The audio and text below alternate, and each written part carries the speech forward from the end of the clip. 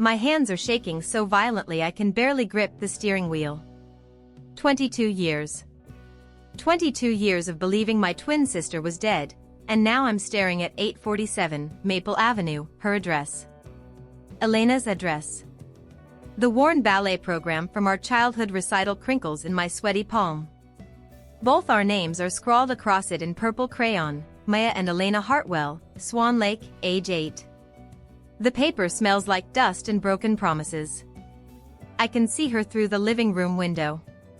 Elena. My face, but softer somehow, with laugh lines I never earned. She's helping a little girl with homework, a girl who looks exactly like we did at that age. My throat closes when I remember what I discovered in those photos. That little girl's name is Maya. She named her daughter after the sister she thought was dead. My heart pounds so hard I can hear it in my ears, drowning out the Denver traffic. The scar on my palm, from our blood sister pact when we were 8, throbs like it knows she's close. We promised we'd never be apart. Then our parents' divorce tore us in half and fed us lies about each other's death. I should call first. I should prepare her. But how do you prepare someone for resurrection? Elena moves toward her front door, probably getting ready for afternoon pickup. In 30 seconds, I'll either destroy her carefully built piece or give her back the sister she's been mourning for over 2 decades. My phone buzzes. A text meant for someone else. Hope you find what you're looking for today. I take a shaking breath, grab the ballet program, and step out of the car. After 22 years of feeling like half a person, I'm about to discover if the other half of my soul remembers me. The autumn air tastes like possibility and terror. Elena opens her front door. Our eyes meet across 22 years of manufactured grief, and the world stops breathing. Maya, she whispers, and her coffee cup crashes to the ground. My mornings always start the same way. Coffee for one. Toast for one. The Phoenix sunrise streaming through windows that frame a life perfectly curated for solitude. I sit at my kitchen island, laptop open, designing another logo for another faceless client. Today it's a yoga studio in Portland. They want something that captures inner peace and balance. I sketch circles and spirals, wondering if they'd laugh knowing their designer feels like a puzzle with missing pieces. Maya, you're so put together, my friend Jessica always says when she visits my apartment. She admires the matching throw pillows, the organized bookshelves, the absence of clutter. What she doesn't see is how the silence follows me from room to room like a hungry ghost. I touch the small scar on my palm, a tiny line most people never notice. My therapist, Dr. Rodriguez, has a theory about it. Phantom twin syndrome, she calls it during our Tuesday sessions. The persistent feeling that part of you is missing, even when logic says otherwise. But I had a twin, I always remind her. Elena wasn't phantom. She was real. Was, Dr. Rodriguez emphasizes gently. Maya, you were 10 years old. Grief at that age creates complex psychological patterns. I know she's right, but knowledge doesn't fill the Elena-shaped hole in my chest. Every birthday, I bake 2 cupcakes and eat one. Every Christmas, I buy 2 ornaments but only hang one. My neighbors probably think I'm eccentric, this 32-year-old woman who sets the table for 2 even when no one's coming to dinner. The adoption reunion forums are bookmarked on my browser, though I never post. I read stories of siblings finding each other after decades, and my heart aches with secondhand joy. But Elena's not missing, she's dead. Car accident when we were 10, right after our parents' divorce finalized. I saw the death certificate. I went to the funeral, though I barely remember it through the haze of childhood trauma. My work keeps me busy.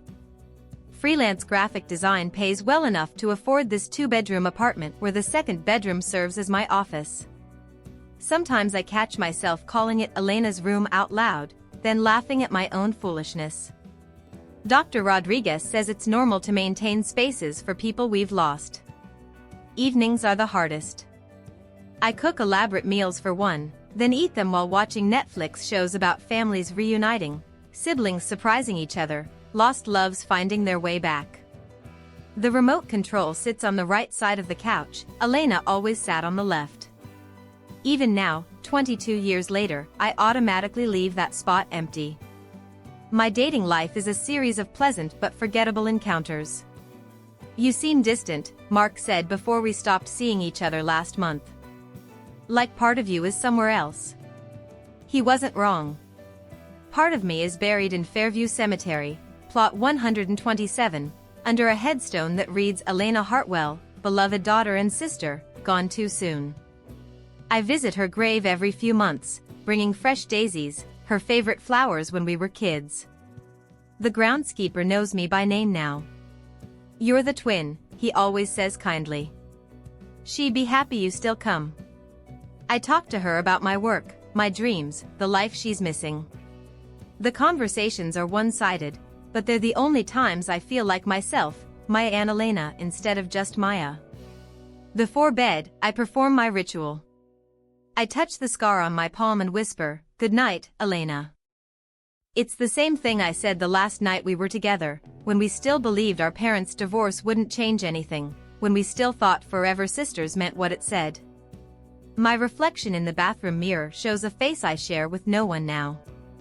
Sometimes I trace the features and wonder what Elena would have looked like at 32. Would she have the same worry lines between her eyebrows?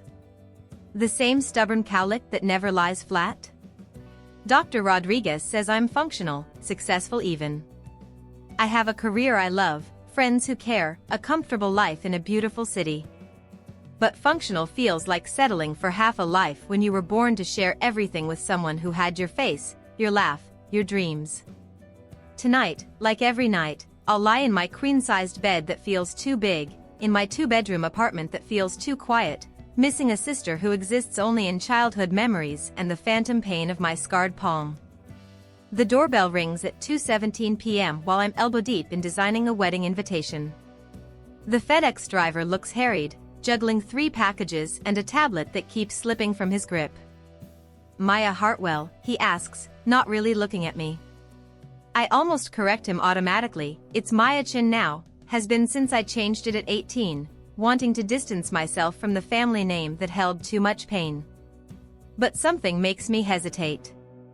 "Package for Elena Hartwell, 847, Maple Avenue, Denver, Colorado," he continues, thrusting the box toward me. The world tilts. Elena Hartwell. The name I whisper to empty rooms, the name carved into granite in Fairview Cemetery. My heart stops, then hammers against my ribs like a caged bird. This isn't," I start, but he's already tapping his tablet impatiently.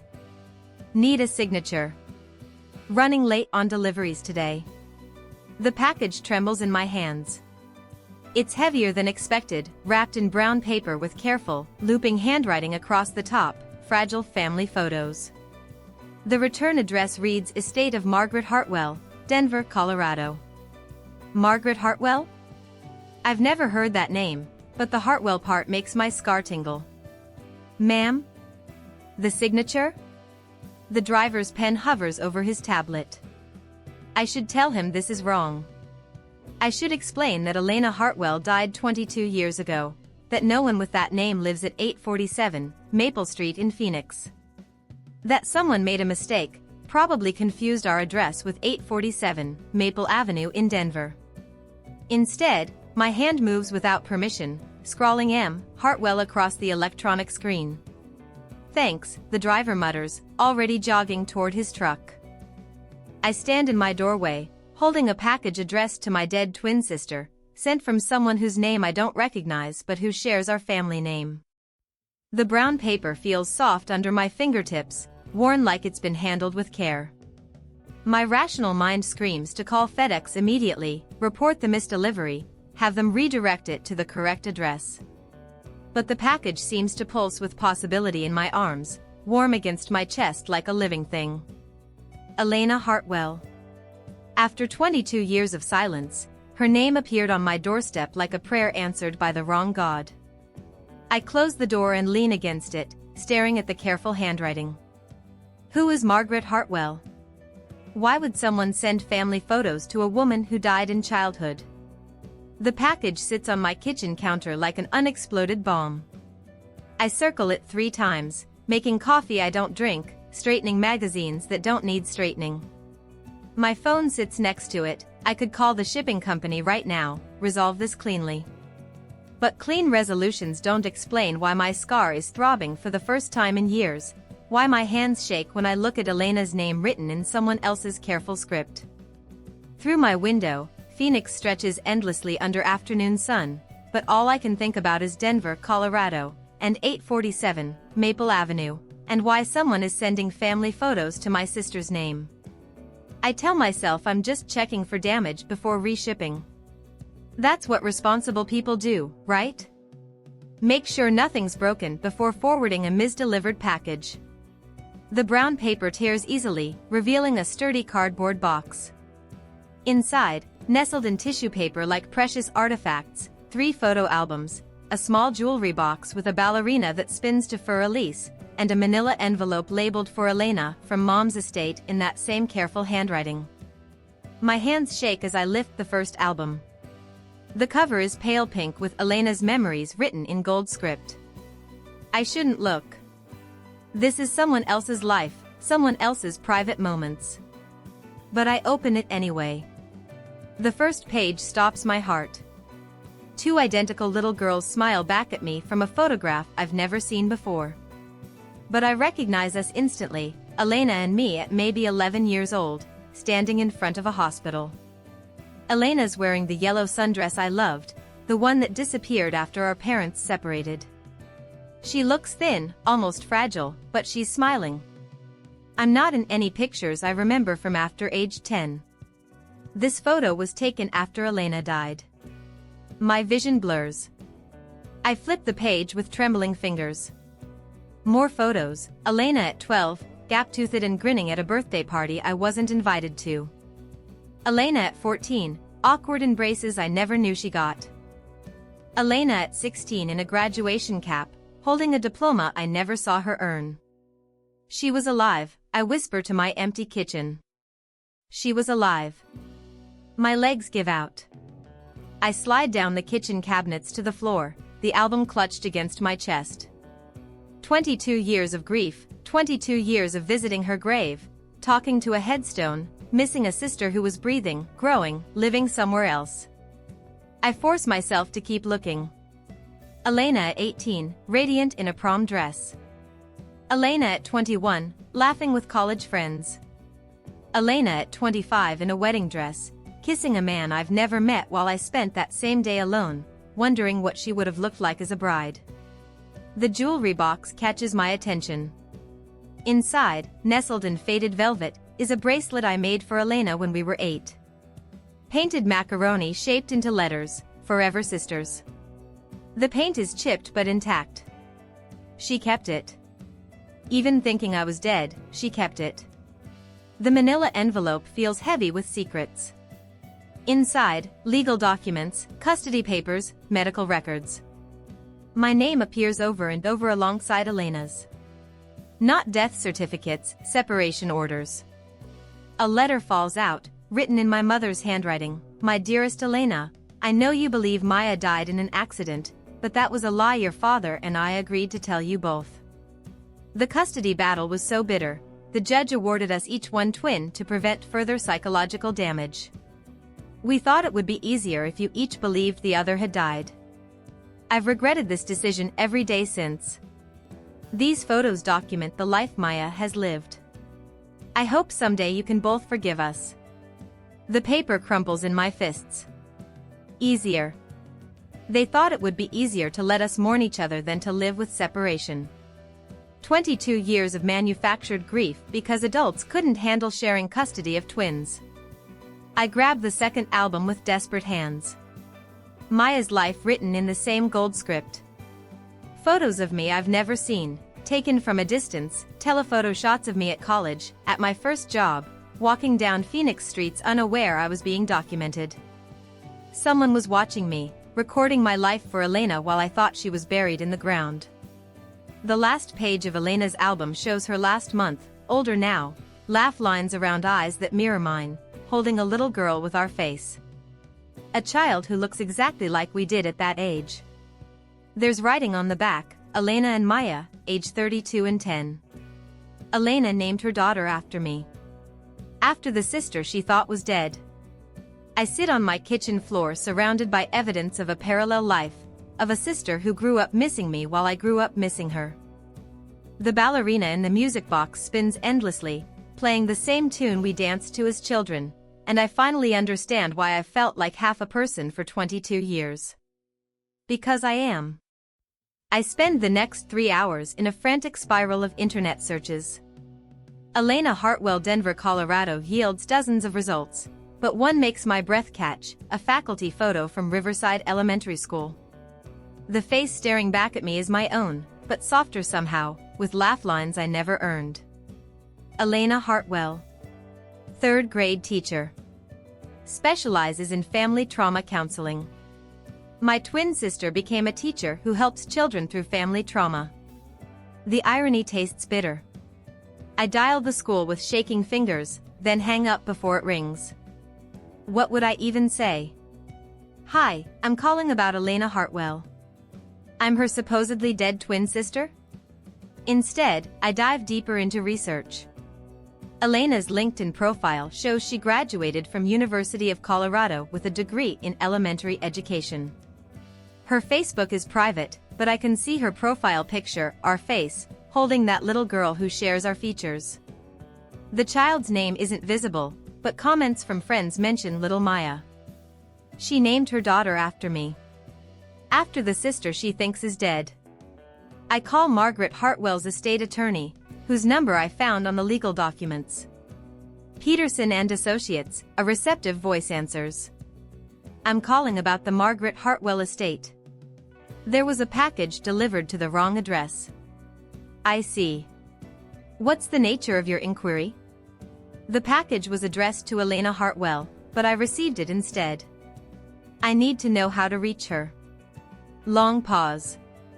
Ma'am, are you family? I'm. The words stick. I'm Maya. Maya Hartwell. Elena's sister. Another pause, longer this time. Ma'am, I'm going to need to call you back. Can I get your number? 20 minutes later, my phone rings. Ms. Hartwell, this is Attorney Peterson. I've been handling Margaret Hartwell's estate, that was Elena's aunt, your mother's sister. Margaret left specific instructions about those packages. She was trying to reunite you and Elena before she died. My knees buckle. Reunite us? But Elena's death certificate. There is no death certificate for Elena Hartwell, ma'am. According to Margaret's notes, both you and Elena were told the other had died. Your parents fabricated death certificates to prevent contact. The room spins. Where is she? Where's Elena? 847 Maple Avenue, Denver. But Ms. Hartwell, Margaret's notes indicate Elena has no idea you're alive either. This will be complicated. I hang up and immediately call Elena's school. Riverside Elementary, this is Beth. I need to speak with Elena Hartwell. It's urgent. She's with students right now. Can I take a message? This is about her sister Maya. Silence. Then, ma'am, Elena's sister died 22 years ago. I don't know who this is, but I am Maya. The words tear out of my throat. I'm Maya Hartwell, and I'm alive, and I need to talk to my sister. The line goes dead. I try Elena's home number, found through reverse lookup. It rings 4 times before voicemail picks up. Hi, you've reached Elena and Maya. We can't come to the phone right now, but leave a message and we'll call you back. Elena's voice. The same voice I heard every day until age 10, now deeper, more mature, but unmistakably familiar. And she named her daughter Maya. I start to leave a message 3 times and hang up each time. How do you tell someone you're not dead in a voicemail? Instead, I search for Elena's address on Google Street View. 847, Maple Avenue is a modest blue house with a swing set in the yard. I screenshot everything, studying the windows, the garden, the car in the driveway, a Honda Civic with a child's car seat visible in the back.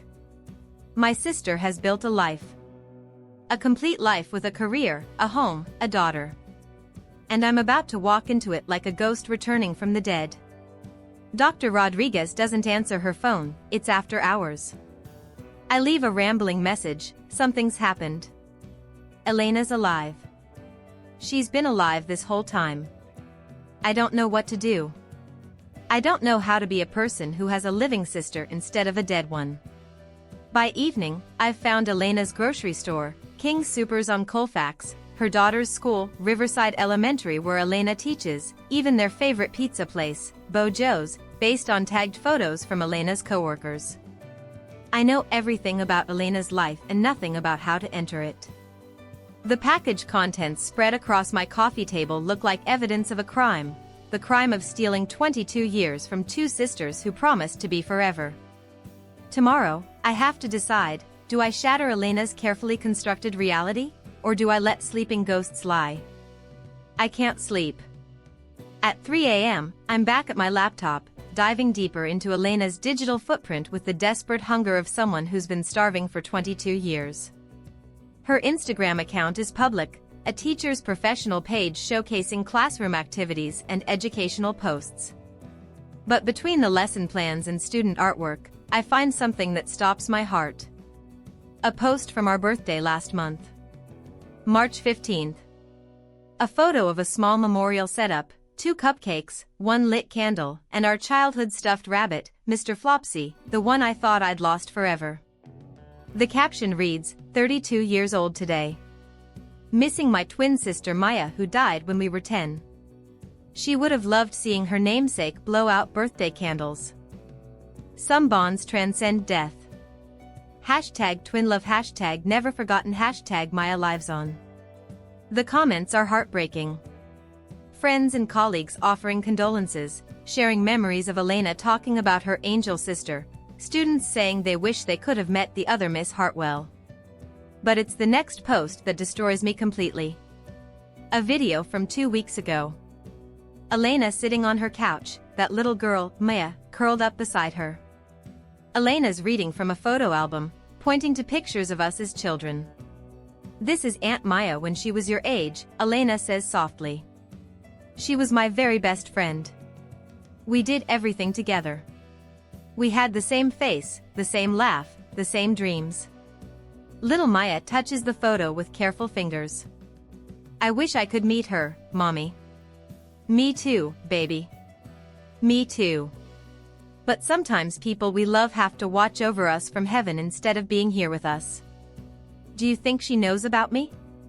Elena's voice breaks slightly. I think she knows everything about you. I think she's so proud that you have her name, that you're smart and brave and kind just like she was. I'm sobbing so hard I can barely see the screen. Elena has been talking to our daughter, because that's what she is, our daughter, carrying my name and our shared features, about me for 10 years. She's kept me alive in stories and memories, just like I've kept her alive in whispered conversations and empty chairs. But then I scroll further back, and my grief transforms into something else entirely. A post from 6 months ago shows Elena at a computer, tears streaming down her face. Spent another night searching adoption databases and reunion sites. Somewhere out there, there might be records, witnesses, something that could tell me more about Maya's last days.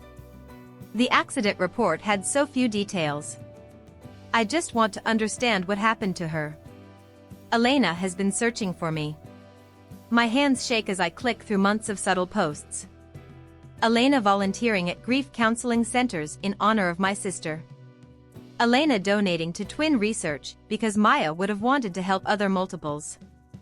Elena teaching a unit on family loss inspired by my own journey with sibling grief. Then I find the post that changes everything. From last year, had the strangest experience today. Walked past a coffee shop window and saw a woman who looked exactly like Maya would have looked now. Same hair, same posture, even the same way of holding her coffee cup. My heart stopped for a full minute. The grief therapist says it's normal to see our lost loved ones in strangers, but this felt different. This felt like Maya was trying to tell me something. The location tag shows Phoenix, Arizona. She was here. Elena was in Phoenix and saw someone who looked like me, maybe even saw me, and felt something. I scroll frantically through that week's posts. She was here for an education conference. 3 photos from downtown Phoenix, taken blocks from where I live. In one background shot, barely visible, I can see the corner of my favorite coffee shop. We were breathing the same air. Walking the same streets. For 3 days last year, we existed in the same city while I grieved her death and she searched for traces of my ghost. The final revelation hits me like lightning. Elena's most recent post, from yesterday, strange week. Keep feeling like Maya is trying to reach me. Found myself buying 2 of everything at the grocery store. Set 2 places at dinner. Little Maya asked why I made extra food, and I couldn't explain it. Sometimes I swear I can feel my twin sister's presence so strongly it takes my breath away. Grief is such a strange thing. She's been feeling me. Just like I've been feeling her. The phantom twin syndrome Dr. Rodriguez diagnosed, Elena has it too. We've both been living with the sensation of being incomplete, of missing our other half. But we're not missing. We're not dead. We're 2 hours apart, 2 sisters who have spent 22 years mourning each other while building parallel lives filled with the same wound-shaped hole. I stare at Elena's beautiful face on my screen, at our daughter sleeping peacefully beside her, and I realize I'm not just discovering that my sister is alive. I'm discovering that I'm alive too. For the first time in 22 years, I'm completely, fully alive. I spend 3 sleepless nights crafting messages I'll never send. Asterisk Dear Elena, you don't know me, but I'm your sister Maya. I know you think I'm dead, but I'm not. I'm alive and I've been missing you for 22 years, asterisk. Delete. Hi Elena, this is going to sound crazy, but I received a package meant for you, and when I opened it, I discovered we're twins who were separated as children. Delete. Asterisk Elena, I don't know how to start this conversation. My name is Maya Hartwell, and I think our parents lied to us both about asterisk. Delete. Each attempt feels more impossible than the last. How do you resurrect yourself in a text message? How do you tell someone their carefully constructed grief is built on lies? I call Dr. Rodriguez at 2 a.m., knowing she won't answer but needing to voice my fears into the void. I found her, and she's perfect, and she has a daughter named after me, and what if telling her I'm alive destroys everything she's built? What if she's found peace with my death? What if reopening this wound kills something beautiful in her life? I pace my apartment like a caged animal, picking up my phone and setting it down again. Elena's school number is programmed in now, her home number memorized.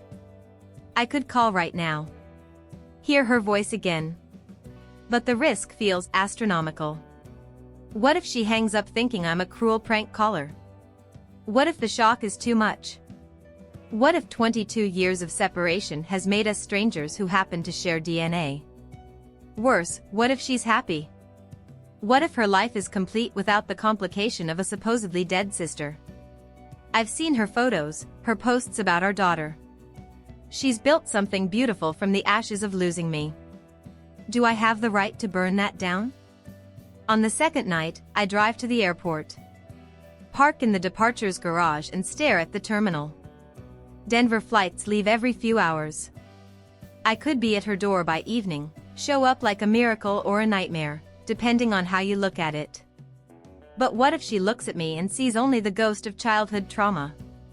What if my face reminds her of everything she lost instead of everything she's found again? I drive home. On the third night, I pull up Elena's faculty page again. Read her biography. Elena specializes in helping children through family transitions and loss.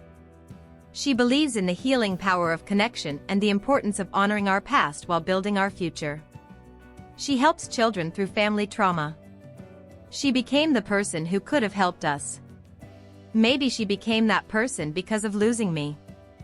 At 4 a.m., clarity hits like sunrise breaking through storm clouds. I'm not deciding whether to contact Elena.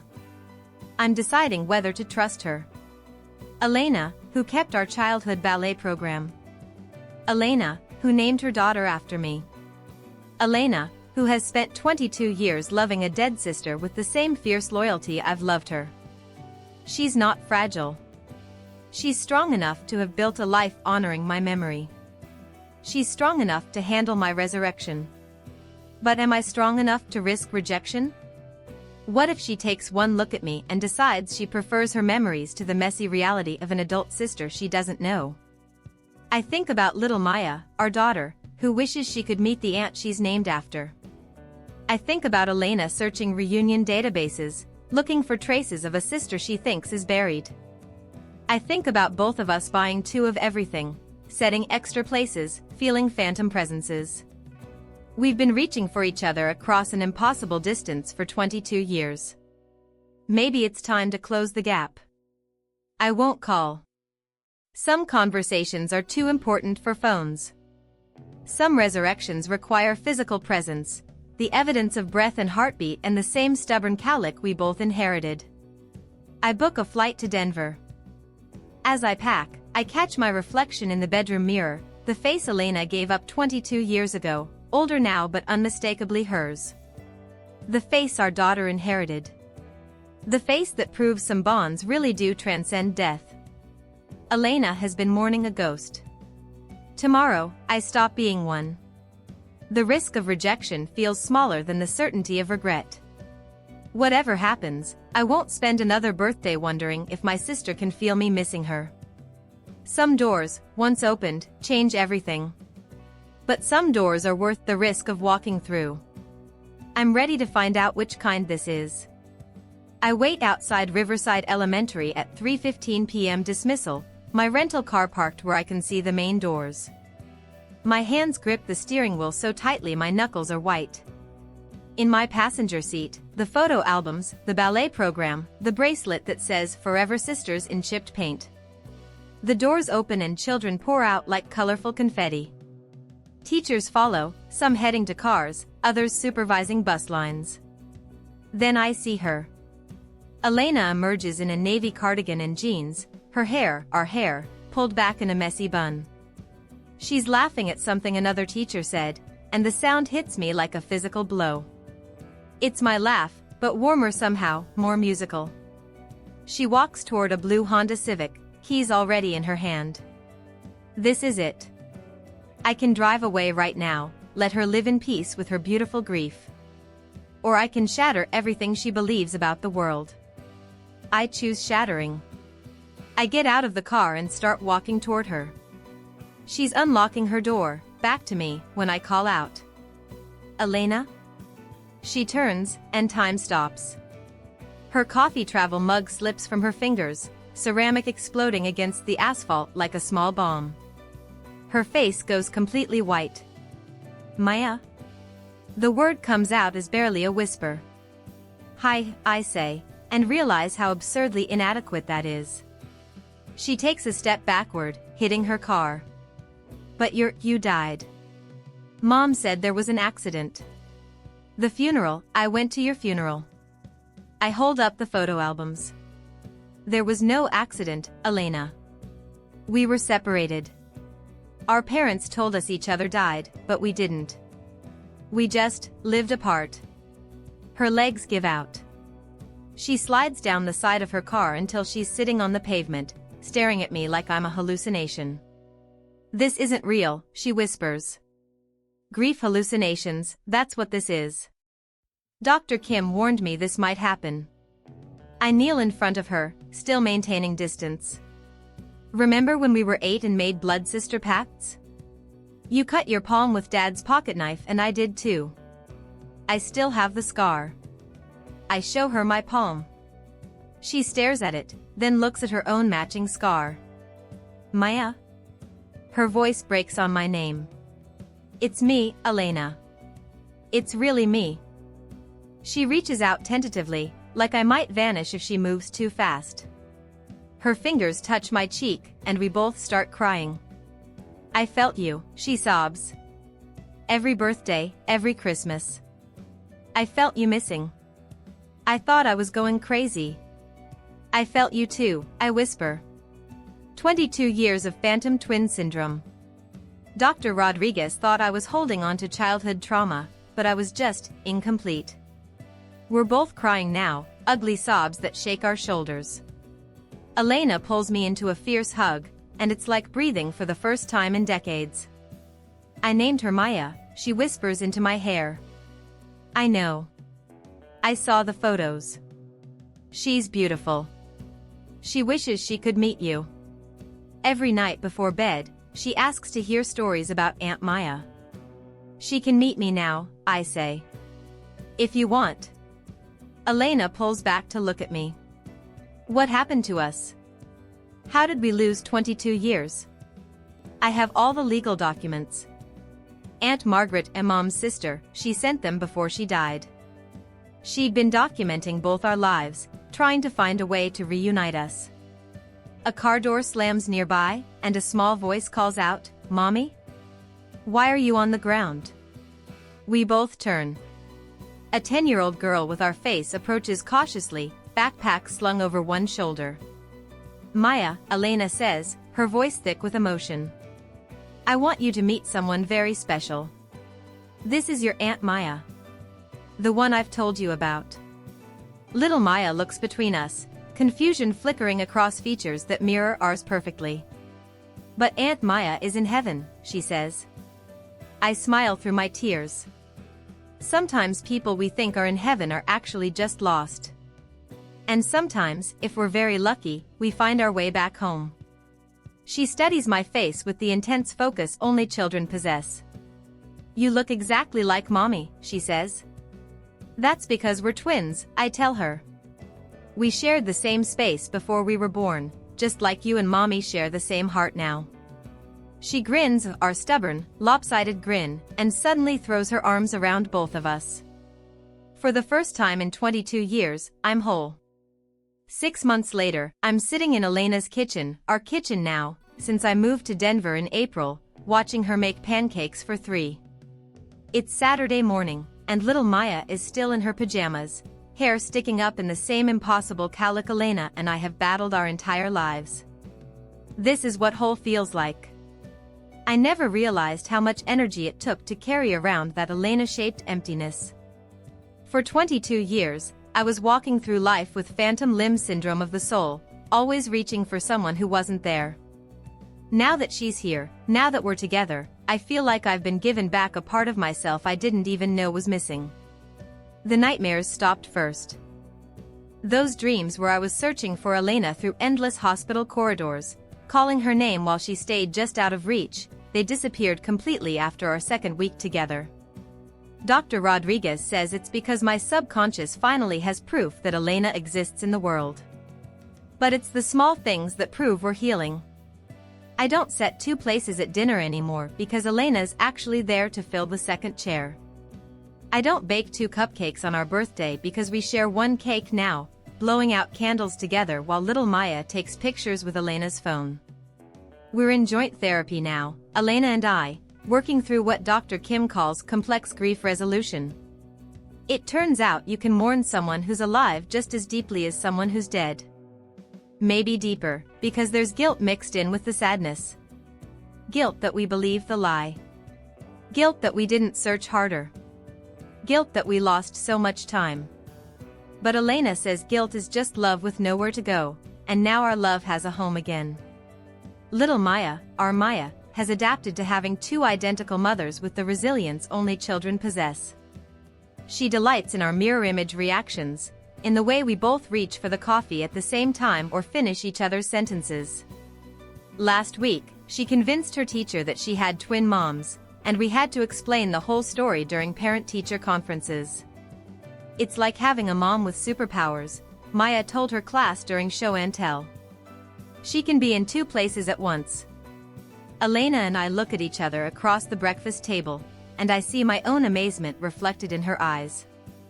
We're learning each other again, discovering that we both became morning people, that we both hate cilantro now, that we both chose careers helping others because helping others helped us survive our own pain. Some things never changed. We still laugh at the same terrible jokes. We still cry at dog videos. We still unconsciously mirror each other's gestures, 22 years of separation unable to break the bond we formed in utero. I'm teaching Maya to paint now, the way Elena and I used to paint together as children. Yesterday, she made a picture of 3 stick figures holding hands under a rainbow. "That's my family," she announced proudly. "Mommy, Aunt Maya, and me. We're together forever now. Forever." The word doesn't scare me anymore. I spent so many years thinking forever was something that could be stolen from you, that promises could be broken by forces beyond your control. But Elena and I made a forever pact when we were 8 years old, and even 22 years of separation couldn't destroy it. Sometimes miracles come disguised as mistakes. Sometimes the wrong address leads you to exactly the right place. Sometimes what looks like the worst possible thing, losing the person who shares your face and your heart, is actually preparation for the best possible thing, finding them again. I touch the scar on my palm, the one that matches Elena's, and I'm grateful for every day I carried that mark. It was proof that Elena existed, even when the world told me she didn't. It was a promise kept in scar tissue and stubborn hope. Now when people ask me if I believe in destiny, I show them my sister's face and say, some bonds are stronger than death, stronger than lies, stronger than time itself. We were always meant to find each other again. I'm sitting in my car again, but everything has changed. This time, I'm parked outside Elena's house, our house now, watching her through the living room window as she helps Maya with homework.